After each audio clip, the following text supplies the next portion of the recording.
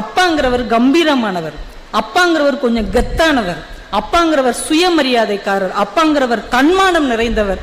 ஆனால் இது எல்லாத்தையும் ஒரு நாள் அவர் விட்டு இறங்குவார் என்றால் அது தன் பிள்ளைகளுக்காக அதையும் விட்டு இறங்க தயாராக இருப்பவர் தான் நம்முடைய அப்பா. அவருடைய உணர்வுகளை வெளிக்காட்டவே மாட்டார். அம்மாவுடைய ஆசைகள் நிறைய இருக்கும். நீங்க அம்மாட்ட போய் உட்காந்து கேளுங்களேன், அப்பாவுடைய ஆசை என்ன தெரியுமா? நீங்க அப்பா கிட்ட கேட்கவே வேண்டாம். எல்லா அப்பாக்களுக்கும் ஒரே ஒரு ஆசை தான். என்ன ஆசை தெரியுமா? தான் பிள்ளை ஒரு பொருளை கேட்டு அது என்னால வாங்கி கொடுக்க முடியாது என்கின்ற நிலைமை மட்டும் தனக்கு வரக்கூடாது என்பதுதான் எல்லா தகப்பன்களின் ஆசையாக இருக்கு. அம்மா கை பக்குவத்துல அவிஞ்ச இட்லி எவ்வளவு ருசியா இருக்கு நமக்கு தெரியும்.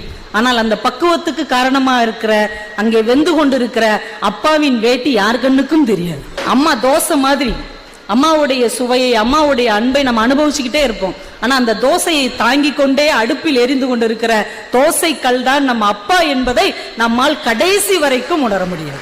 அலாவுதீனும் அற்புத விளக்கும் அப்படின்னு ஒரு கதை நம்ம படிச்சிருக்கிறோம். அந்த அலாவுதீன் எங்க இருக்கிறான்னு தெரியாது. ஆனா அந்த அற்புத விளக்கு எல்லார் வீட்டிலும் அப்பா என்கின்ற பெயரில் தன்னை இருட்டில் ஆழ்த்தி கொண்டு தன்னை உருக்கி கொண்டு நம் வாழ்க்கைக்கு வெளிச்சம் தந்து கொண்டிருக்கிறது.